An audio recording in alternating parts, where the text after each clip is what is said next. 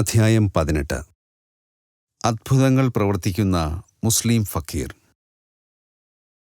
നീ ഇപ്പോൾ താമസിക്കുന്ന ഇതേ മുറിയിൽ വെച്ച് വർഷങ്ങൾക്ക് മുമ്പ് ഒരു മുസ്ലിം ഫക്കീർ എൻ്റെ മുമ്പിൽ 4 അത്ഭുതങ്ങൾ കാട്ടി. എൻ്റെ പുതിയ താമസസ്ഥലം ആദ്യമായി സന്ദർശിച്ചപ്പോഴാണ് ശ്രീ യുക്തേശ്വരൻ ഈ പരാമർശം നടത്തിയത്. ശ്രീരാമപുരത്തെ കോളേജിൽ ചേർന്നയുടനെ അടുത്ത് പന്ഥി എന്നു പേരുള്ള ഒരു വിടുതി വീട്ടിൽ ഞാൻ ഒരു മുറിയെടുത്തിരുന്നു. അത് ഗംഗയ്ക്ക് അഭിമുഖമായി വെച്ച ഇഷ്ടിക കെട്ടിടമായിരുന്നു. ഗുരുദേവ, എന്തൊരു യാദൃച്ഛികത! പുതുതായി അലങ്കരിച്ച ഈ ഭിത്തികൾ ഓർമ്മകൾ കൊണ്ട് വാസ്തവത്തിൽ പുരാതനമാണോ? ലളിതമായി ഒരുക്കിയ എൻ്റെ മുറിക്ക് ചുറ്റും ഞാൻ ഉണർന്ന കൗതുകത്തോടെ നോക്കി. അത് ഒരു നീണ്ട കഥയാണ്. ഓർമ്മകൾ പുതുക്കിക്കൊണ്ട് ഗുരുദേവൻ പുഞ്ചിരിച്ചു. ആ ഫക്കീറിൻ്റെ പേര് അഫ്സൽ ഖാൻ എന്നായിരുന്നു. അപ്രതീക്ഷിതമായി കണ്ടുമുട്ടിയ ഒരു ഹിന്ദു യോഗിയിൽ നിന്നാണ് അയാൾ തൻ്റെ അസാധാരണ സിദ്ധികൾ നേടിയത്. മകനെ, എനിക്ക് ദാഹിക്കുന്നു, കുറച്ച് വെള്ളം കൊണ്ടുവന്ന് തരൂ. കിഴക്കൻ ബംഗാളിലെ ഒരു ചെറിയ ഗ്രാമത്തിൽ വച്ച് തൻ്റെ ബാല്യകാലത്ത് ഒരു ദിവസം പൊടിയിൽ കുളിച്ച ഒരു സന്യാസി അഫ്സലിനോട് ഇങ്ങനെ അപേക്ഷിച്ചു. ഗുരോ, ഞാൻ ഒരു മുസ്ലിമാണ്. ഒരു ഹിന്ദുവായ അങ്ങ് എൻ്റെ കൈകളിൽ നിന്ന് എങ്ങനെ കുടിവെള്ളം സ്വീകരിക്കും? നിന്റെ സത്യസന്ധത എന്നെ സന്തോഷിപ്പിക്കുന്നു കുഞ്ഞെ. ഈശ്വരന് നിരക്കാത്ത വിഭാഗീയതയുടെ ഭ്രഷ്ടാചാരം ഞാൻ മാനിക്കുന്നില്ല. നീ പോയി വേഗം എനിക്ക് വെള്ളം കൊണ്ടുവരൂ. അഫ്സലിൻ്റെ ആദരവോടുകൂടിയ അനുസരണയ്ക്ക് യോഗിയിൽ നിന്ന് സ്നേഹപൂർവമായ ഒരു കടാക്ഷം ലഭിച്ചു. കഴിഞ്ഞ ജന്മങ്ങളിൽ നിന്നുള്ള നല്ല കർമ്മഫലങ്ങൾ നിനക്കുണ്ട്, അദ്ദേഹം ഗൗരവത്തോട് പറഞ്ഞു. അദൃശ്യമായ മണ്ഡലങ്ങളിലൊന്നിൽ നിനക്ക് ആധിപത്യം നൽകുന്ന ഒരു യോഗവിദ്യ ഞാൻ നിന്നെ പഠിപ്പിക്കാൻ പോകുകയാണ്. നിനക്ക് ലഭിക്കാൻ പോകുന്ന മഹത്തായ സിദ്ധികൾ നല്ല കാര്യങ്ങൾക്കേ ഉപയോഗിക്കാവൂ. സ്വാർത്ഥതയ്ക്കായി അവ ഒരിക്കലും ഉപയോഗിക്കരുത്. കഷ്ടം! മുജ്ജന്മങ്ങളിൽ നിന്ന് ചില വിനാശകരമായ വാസനകൾ നീ കൊണ്ടുവന്നിട്ടുണ്ടെന്ന് ഞാൻ മനസ്സിലാക്കുന്നു. തിന്മയുടെ പുതിയ പ്രവൃത്തികളാകുന്ന വെള്ളമൊഴിച്ച് അവയെ വീണ്ടും മുളയ്ക്കാൻ അനുവദിക്കരുത്. നിന്റെ യോഗസിദ്ധികൾ ഈ ജന്മം ഏറ്റവും ഉന്നതമായ മാനുഷിക ലക്ഷ്യങ്ങൾക്കായി ഉപയോഗിക്കണം. നിന്റെ മുജ്ജന്മകർമ്മങ്ങളുടെ സങ്കീർണത അത്തരത്തിലുള്ളതാണ്. വിസ്മയിച്ചു നിന്ന ബാലനെ സങ്കീർണമായ ഒരു യോഗവിദ്യ പഠിപ്പിച്ചിട്ട് ആ ആചാര്യൻ മറഞ്ഞു. 20 കൊല്ലക്കാലം അഫ്സൽ ആ യോഗവിദ്യ ആത്മാർത്ഥമായി അഭ്യസിച്ചു. അയാളുടെ അത്ഭുത പ്രകടനങ്ങൾ നാനാദിക്കിൽ നിന്നും ആളുകളുടെ ശ്രദ്ധ ആകർഷിക്കാൻ തുടങ്ങി. അയാളുടെ കൂടെ എപ്പോഴും അശരീരിയായ ഒരു ആത്മാവ് ഉണ്ടായിരുന്നുവെന്ന് തോന്നുന്നു. ഹസ്രത്ത് എന്നായിരുന്നു അയാൾ അതിനെ വിളിച്ചിരുന്നത്. ഈ സത്വത്തിന് ഫക്കീറിൻ്റെ ഏതു ചെറിയ ആഗ്രഹം പോലും നിറവേറ്റാൻ കഴിഞ്ഞിരുന്നു. തൻ്റെ ഗുരുവിൻ്റെ മുന്നറിയിപ്പ് അവഗണിച്ചുകൊണ്ട് അഫ്സൽ തൻ്റെ സിദ്ധികൾ ദുർവിനിയോഗം ചെയ്യാൻ തുടങ്ങി. അയാൾ എടുത്തു നോക്കിയിട്ട് തിരിച്ചു വയ്ക്കുന്ന ഏതൊരു വസ്തുവും ഒരടയാളം പോലും ശേഷിപ്പിക്കാതെ ഉടൻ അപ്രത്യക്ഷമാകും. ഈ അസുഖകരമായ ഭവിഷ്യത്ത് മിക്കപ്പോഴും അയാളെ ഒരു അസ്വീകാര്യനായ അതിഥിയാക്കി. അയാൾ കൊൽക്കത്തയിലെ വലിയ ആഭരണശാലകൾ രത്നങ്ങൾ വാങ്ങാനെന്ന മട്ടിൽ ഇടയ്ക്കിടെ സന്ദർശിച്ചു. അയാൾ എടുത്തു നോക്കിയ ഏത് ആഭരണവും അയാൾ പോയി അല്പം കഴിഞ്ഞ് അപ്രത്യക്ഷമാവുകയായി. അഫ്സലിൻ്റെ രഹസ്യങ്ങൾ പഠിക്കാമെന്ന പ്രതീക്ഷയാൽ ആകർഷിതരായ പരശതം വിദ്യാർത്ഥികൾ അയാളുടെ ചുറ്റുമുണ്ടാവും. ചിലപ്പോൾ അവരെ തന്നോടൊപ്പം യാത്ര ചെയ്യാൻ അയാൾ ക്ഷണിക്കും. റെയിൽവേ സ്റ്റേഷനിൽ വച്ച് ഏതാനും ടിക്കറ്റുകൾ അയാൾ എങ്ങനെയെങ്കിലും തൊടും. ഞാൻ എൻ്റെ മനസ്സു മാറ്റി ഇപ്പോൾ അവ വാങ്ങുന്നില്ല എന്ന് പറഞ്ഞുകൊണ്ട് ടിക്കറ്റ് ക്ലാർക്കിന് അവ തിരിച്ചു കൊടുക്കാൻ നീക്കിവെക്കും. പക്ഷേ അഫ്സൽ തൻ്റെ പരിവാരവുമായി തീവണ്ടിയിൽ കയറുമ്പോൾ അയാളുടെ കൈവശം ആവശ്യമുള്ളത്ര ടിക്കറ്റുകൾ ഉണ്ടായിരിക്കും. ഈ സാഹസങ്ങൾ രോഷാകുലമായ ഒരു എതിർപ്പ് സൃഷ്ടിച്ചു. ബംഗാളി രത്നവ്യാപാരികളും ടിക്കറ്റ് വിൽപ്പനക്കാരും ഒരു മാനസികമായ തകർച്ചയിൽപ്പെട്ടു. അഫ്സലിനെ അറസ്റ്റ് ചെയ്യാൻ ശ്രമിച്ച പോലീസുകാർ നിസ്സഹായരായി. ഹസ്രത്ത്, ഇതെടുത്തു മാറ്റൂ എന്നു മാത്രം പറഞ്ഞ് ആ ഫക്കീറിന് തന്നെ അപരാധിയാക്കാനുപകരിക്കുന്ന തെളിവുകളെല്ലാം നീക്കം ചെയ്യുവാൻ കഴിയുമായിരുന്നു. ശ്രീ യുക്തേശ്വരൻ ഇരിപ്പിടത്തിൽ നിന്ന് എഴുന്നേറ്റ് ഗംഗയ്ക്ക് അഭിമുഖമായ ബാൽക്കണിയിലേക്ക് നടന്നു. ആ ഫക്കീറിൻ്റെ അത്ഭുത കഥകൾ കേൾക്കാൻ ആകാംക്ഷയോടെ ഞാൻ പിന്നാലെ കൂടി. ഈ പന്ഥിഗൃഹം മുമ്പ് എൻ്റെ ഒരു സ്നേഹിതൻ്റെ വകയായിരുന്നു. അഫ്സലിനെ പരിചയപ്പെട്ടപ്പോൾ അദ്ദേഹം അയാളെ ഇവിടേക്ക് വിളിച്ചു. എൻ്റെ സ്നേഹിതൻ ഞാൻ ഉൾപ്പെടെയുള്ള 20ഓളം അയൽക്കാരെയും ക്ഷണിച്ചു. അന്ന് ഒരു യുവാവായിരുന്ന എനിക്ക് ഈ കുപ്രസിദ്ധ ഫക്കീറിൽ സജീവമായ താൽപ്പര്യം തോന്നി. ഗുരുദേവൻ ചിരിച്ചു. വില കൂടിയ വസ്തുക്കളൊന്നും ധരിക്കാതിരിക്കുക എന്ന മുൻകരുതൽ ഞാൻ എടുത്തിരുന്നു. അഫ്സൽ എന്നെ താൽപ്പര്യത്തോടെ അടിമുടി നോക്കിയിട്ട് പറഞ്ഞു, നിനക്ക് ശക്തമായ കൈകളുണ്ട്. താഴെ പൂന്തോട്ടത്തിലേക്ക് പോവുക. മിനുസമുള്ള ഒരു കല്ലെടുത്ത് അതിൽ ചോക്കുകൊണ്ട് നിന്റെ പേര് എഴുതുക. എന്നിട്ട് ആകാവുന്നത്ര ദൂരത്തിൽ ഗംഗയിലേക്ക് വലിച്ചെറിയുക. ഞാൻ അനുസരിച്ചു. കല്ല് ദൂരെയുള്ള അലകളുടെ അടിയിൽ മറഞ്ഞയുടൻ ഫക്കീർ എന്നോട് പറഞ്ഞു, ഈ വീടിൻ്റെ മുമ്പിൽ നിന്ന് ഒരു കുടം ഗംഗാജലം മുക്കിയെടുക്കൂ. ഞാൻ വെള്ളവുമായി തിരിച്ചെത്തിയപ്പോൾ ഫക്കീർ വിളിച്ചു പറഞ്ഞു, ഹസ്രത്ത്, ആ കല്ല് കുടത്തിലിടൂ.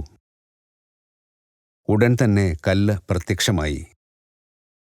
കുടത്തിൽ നിന്ന് ഞാൻ അതെടുത്തു. എഴുതിയപ്പോൾ എന്ന പോലെ എൻ്റെ കയ്യൊപ്പ് വ്യക്തമായിരുന്നു. ആ മുറിയിലുണ്ടായിരുന്ന ബാബു എന്ന എൻ്റെ സ്നേഹിതൻ പുരാതനമായ ഒരു ഭാരിച്ച സ്വർണവാച്ചും ചെയിനും ധരിച്ചിരുന്നു. ഫക്കീർ അത് ദുസ്സൂചകമായ മതിപ്പോടെ പരിശോധിച്ചു. ഉടനെ തന്നെ അവ അപ്രത്യക്ഷമായി. അഫ്സൽ, ദയവ് ചെയ്ത് എൻ്റെ വിലയേറിയ പൈതൃക വസ്തു തിരിച്ചു തരൂ. ബാബു കണ്ണീരിൻ്റെ വക്കിലായിരുന്നു. കുറച്ചു സമയത്തേക്ക് ഫക്കീർ നിസ്സംഗമായ നിശബ്ദതയിലിരുന്നു. എന്നിട്ട് പറഞ്ഞു, ഒരു ഇരുമ്പലമാരയിൽ നിന്റേതായി 500 രൂപയുണ്ട്. അത് എനിക്ക് കൊണ്ടുവന്ന് തരൂ. നിന്റെ ഘടികാരം എവിടെ നിന്ന് കിട്ടുമെന്ന് പറഞ്ഞു തരാം. ആകെ വിഷമത്തിലായ ബാബു ഉടനെ വീട്ടിലേക്ക് പോയി. പെട്ടെന്ന് തിരിച്ചെത്തിയിട്ട് ആവശ്യപ്പെട്ട തുക അഫ്സലിന് നൽകി. നിന്റെ വീട്ടിനടുത്തുള്ള ആ ചെറിയ പാലത്തിലേക്ക് പോവുക. ഫക്കീർ നിർദ്ദേശം നൽകി. ഹസ്രത്തിനെ വിളിച്ച് വാച്ചും ചെയിനും തരാൻ പറയുക.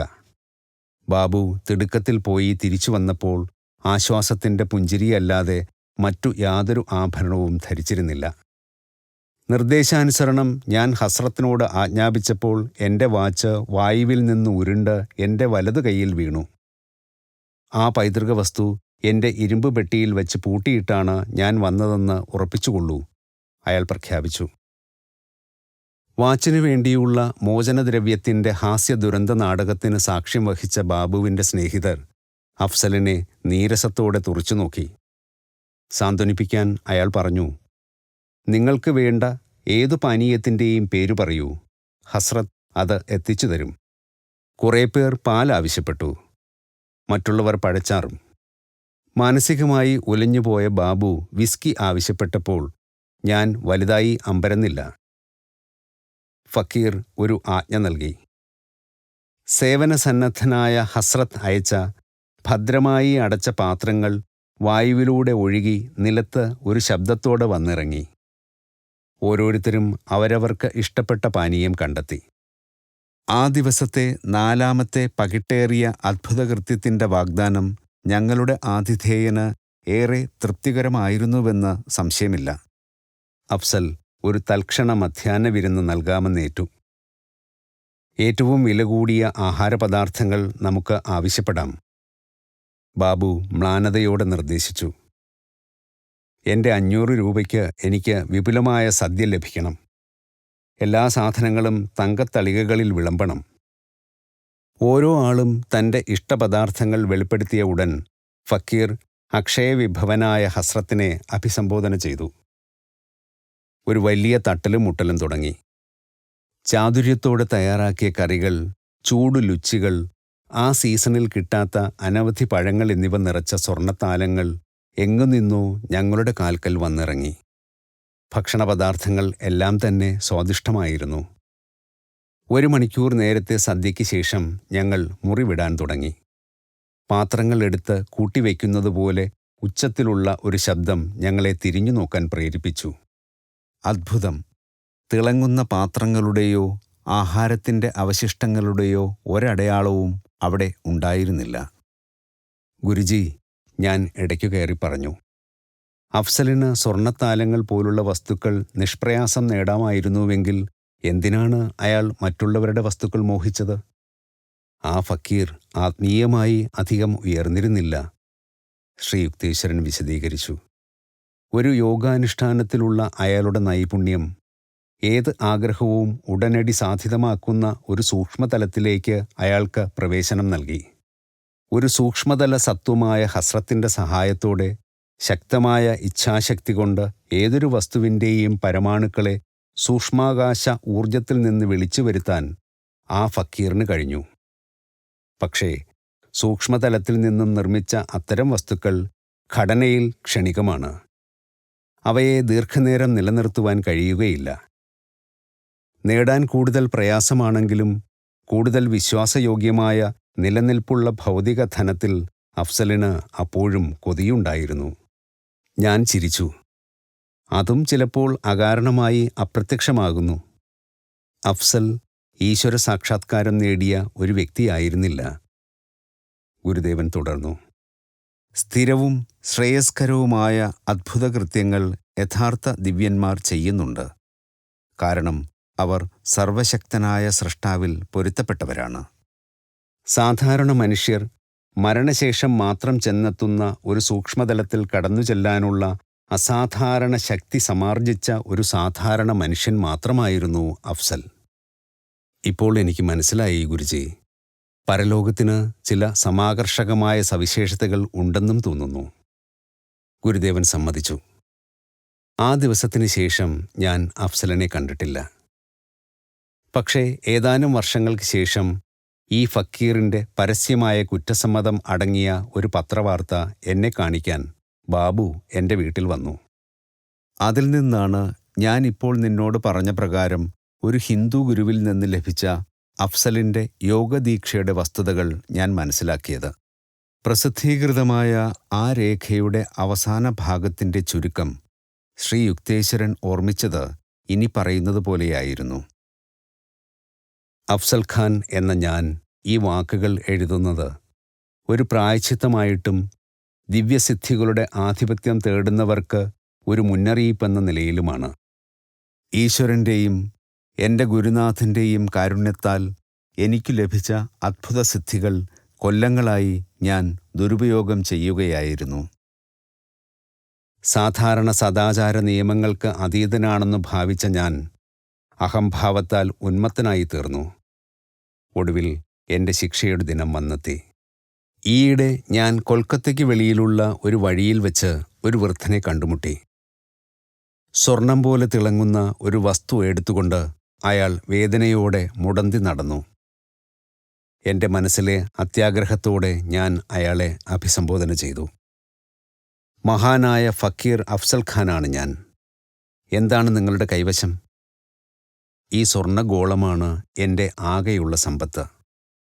ഒരു ഫക്കീറിന് അതിൽ യാതൊരു താൽപ്പര്യവും ഉണ്ടാവാനിടയില്ലല്ലോ. പ്രഭു, എൻ്റെ മുടന്ത് ഭേദമാക്കാൻ ഞാൻ അങ്ങയോട് യാചിക്കുന്നു. ഞാൻ ആ ഗോളത്തിൽ ഒന്ന് തൊട്ടിട്ട് ഉത്തരമൊന്നും പറയാതെ നടന്നു നീങ്ങി. വൃദ്ധൻ എൻ്റെ പിന്നാലെ മുടന്തി വന്നു. പെട്ടെന്ന് അയാൾ ഉച്ചത്തിൽ കരഞ്ഞുകൊണ്ട് വിളിച്ചു പറഞ്ഞു, എൻ്റെ സ്വർണം പോയേ. ഞാൻ ശ്രദ്ധിക്കാതെ നടന്നപ്പോൾ പെട്ടെന്ന് ആ കൃശശരീരത്തിനു ചേരാത്ത പ്രൗഢഗംഭീരമായ ഒരു സ്വരത്തിൽ അയാൾ പറഞ്ഞു, നീ എന്നെ തിരിച്ചറിയുന്നില്ലേ? ഞാൻ മിണ്ടാനാവാതെ നിന്നുപോയി. ഒട്ടും മതിപ്പുളവാക്കാത്ത ഈ വൃദ്ധമുടന്തൻ വളരെ വളരെ കാലം മുമ്പ് എനിക്ക് യോഗദീക്ഷ തന്ന മഹാനായ പുണ്യാത്മാവായിരുന്നു. താമസിച്ചു പോയ എൻ്റെ തിരിച്ചറിവിൽ ഞാൻ അമ്പരന്നുപോയി. അദ്ദേഹം നിവർന്നു നിന്നു. തൽക്ഷണത്തിൽ അദ്ദേഹത്തിൻ്റെ ശരീരം ശക്തവും യുവത്വപൂർണവുമായി തീർന്നു. ഓഹോ! എൻ്റെ ഗുരുവിൻ്റെ നോട്ടം തീക്ഷ്ണമായിരുന്നു. നിന്റെ ദിവ്യശക്തികൾ കഷ്ടപ്പെടുന്ന മനുഷ്യരാശിയെ സഹായിക്കാനല്ല, പകരം ഒരു സാധാരണ തസ്കരനെപ്പോലെ അവരിൽ നിന്ന് പിടിച്ചു പറിക്കാനാണ് നീ ഉപയോഗിക്കുന്നതെന്ന് എൻ്റെ സ്വന്തം കണ്ണുകൾ കൊണ്ട് ഞാൻ കണ്ടു. നിന്റെ രഹസ്യസിദ്ധികൾ ഞാൻ തിരിച്ചെടുക്കുന്നു. ഹസ്രത്തിനെ നിന്നിൽ നിന്ന് മോചിപ്പിച്ചിരിക്കുന്നു. ഇനിമേൽ നീ ബംഗാളിൽ ഒരു പേടി സ്വപ്നമായിരിക്കുകയില്ല. ഞാൻ വെപ്രാളത്തിൻ്റെ സ്വരത്തിൽ ഹസ്രത്തിനെ വിളിച്ചു. അവൻ എൻ്റെ അന്തർനേത്രത്തിൽ നിന്നും ഇതാദ്യമായി അപ്രത്യക്ഷനായി. പക്ഷേ ഒരു ഇരുണ്ട മൂടുപടം പെട്ടെന്നുയർന്നു. എൻ്റെ ജീവിതത്തിലെ ഈശ്വരനിന്ദ ഞാൻ വ്യക്തമായി കണ്ടു. എൻ്റെ ഗുരുദേവ, എൻ്റെ ദീർഘകാലത്തെ മിഥ്യാബോധത്തെ ഇല്ലായ്മ ചെയ്യാൻ വന്നെത്തിയതിന് ഞാൻ അങ്ങയെ പ്രണമിക്കുന്നു. ഞാൻ അദ്ദേഹത്തിൻ്റെ പാദങ്ങളിൽ വീണ് കേഴുകയായിരുന്നു. എൻ്റെ കഴിഞ്ഞ കാലത്തെ തിന്മകൾക്ക് പ്രായശ്ചിത്തമായി ഞാൻ ഈശ്വരനിൽ ഏകാന്ത ധ്യാനത്തിനായി പർവ്വതാന്തരങ്ങളിലേക്ക് പോകും. എൻ്റെ ഗുരുനാഥൻ നിശബ്ദമായ കാരുണ്യത്തോടെ എന്നെ നോക്കി. നിന്റെ ആത്മാർത്ഥത എനിക്ക് ബോധ്യമാകുന്നുണ്ട്, അദ്ദേഹം പറഞ്ഞു. ആദ്യകാലങ്ങളിലെ നിന്റെ കണിശമായ അനുസരണയും ഇപ്പോഴത്തെ പശ്ചാത്താപവും കാരണം ഞാൻ നിനക്ക് ഒരു വരം തരാം. നിന്റെ മറ്റു ശക്തികൾ ഇപ്പോൾ പൊയ്ക്കഴിഞ്ഞു. പക്ഷേ ആഹാരവും വസ്ത്രവും വേണ്ടുമ്പോഴെല്ലാം അവ നൽകാൻ നീ ഹസ്രത്തിനെ വിളിച്ചാൽ അവൻ അവ നൽകും. മാമലകളുടെ ഏകാന്തതയിൽ ഈശ്വരജ്ഞാനത്തിന് നീ ഹൃദയപൂർവ്വം സ്വയം സമർപ്പിക്കൂ. എന്നെ കണ്ണീരിലും പുനർവിചിന്തനത്തിലും ആഴ്ത്തിയിട്ട് എൻ്റെ ഗുരുനാഥൻ അപ്രത്യക്ഷനായി. ലോകമേ സ്വസ്തി. വിശ്വപ്രിയൻ്റെ മാപ്പ് തേടാൻ ഞാൻ പോകുന്നു.